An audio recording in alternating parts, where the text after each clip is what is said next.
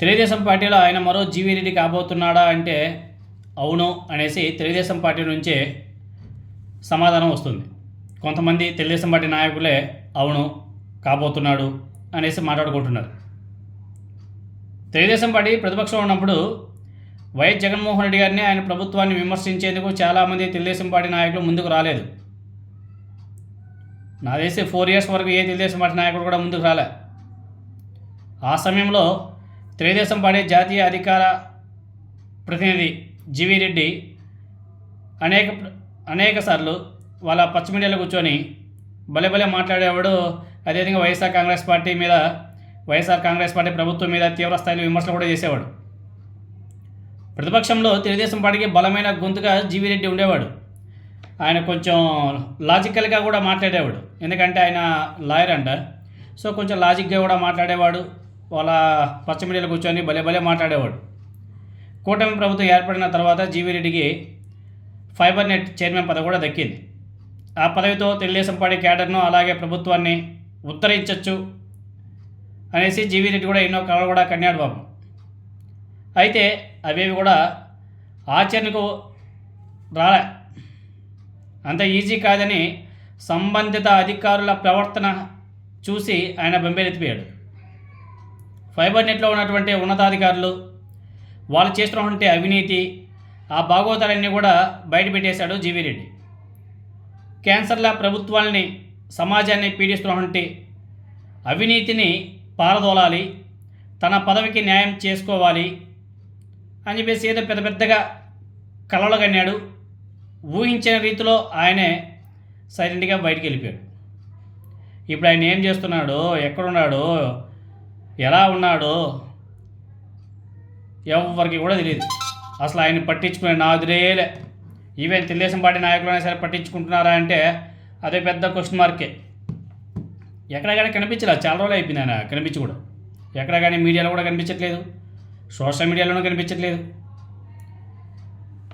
GV Reddy ఎపిసోడ్ని గుణపాఠంగా తీసుకొని జాగ్రత్తగా మెలగకుండా నిప్పు లాంటి నిజాల్ని బయటపెట్టి తెలుగుదేశం పార్టీ అధికార ప్రతినిధి సుధాకర్ రెడ్డి రాజకీయంగా ఇబ్బందిని కొని తెచ్చుకున్నాడనే చర్చ కూడా తెలుగుదేశం పార్టీలో నడుస్తుంది.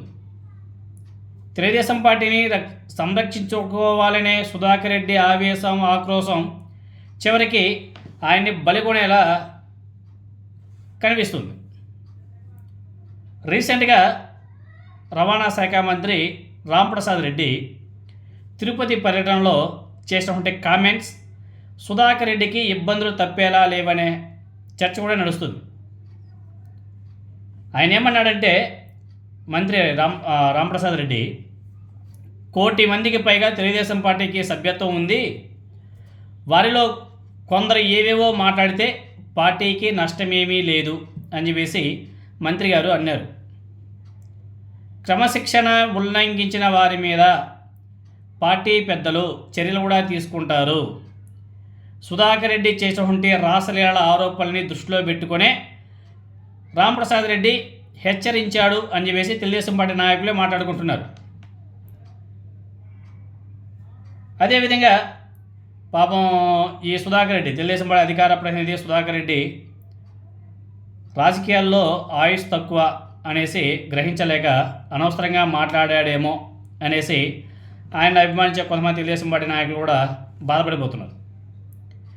ఏ మంత్రి ఎక్కడ రాసలీలలో మునిగిపోతే మనకేం అనుకోకుండా పార్టీకి చెడ్డ పేరు వస్తుందని చెప్పేసి బహిరంగంగా మాట్లాడాల్సిన అవసరం ఏమొచ్చిందని సొంత పార్టీ వారే మాట్లాడుకుంటున్నారు. మంత్రి హెచ్చరికలను ఒకసారి మీరు అందరూ కూడా గమనిస్తే బహుశా సుధాకర్ రెడ్డిని పార్టీ క్రమశిక్షణా సంఘం పిలిచి మాట్లాడే అవకాశం కూడా కనిపిస్తుంది.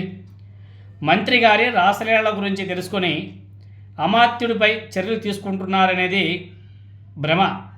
కానీ పార్టీని కాపాడుకునేందుకు ఆవేదనంతా చెప్పాల్సి వస్తుందన్న సుధాకర్ రెడ్డి మీద క్రమశిక్షణా సంఘం చర్యలు తీసుకుంటుందా అనేది కూడా చూడాలి. అదేవిధంగా ప్రతిపక్షంలో ఉన్నంతకాలం సుధాకర్ రెడ్డిని వైసీపీ వాళ్ళు కూడా గట్టిగానే విమర్శలు కూడా చేశారు.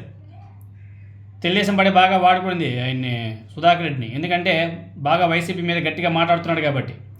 ఒక సుధాకర్ రెడ్డి అయితేనేమి, అదేవిధంగా ఆనం వెంకటరమణారెడ్డి అయితేనేమి, జీవీ రెడ్డి అయితేనేమి, వీళ్ళంతా కూడా బాగా రెచ్చిపోయారు. ఒక పట్టాభి అయితేనేమి, వీళ్ళంతా కూడా బీభత్సంగా మామూలు కూడా కాదు.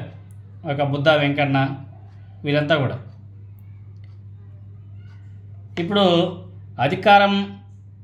అధికారంలో వీళ్ళకి శ్రమకు తగినటువంటి ఫలితం దక్కకపోగా హెచ్చరికలు రావడం, తెలుగుదేశం పార్టీకి చెల్లిందని చెప్పేసి ఆ పార్టీకి సంబంధించినటువంటి ఆ నాయకులకు సంబంధించినటువంటి అభిమానులు బాధపడిపోతున్నారు.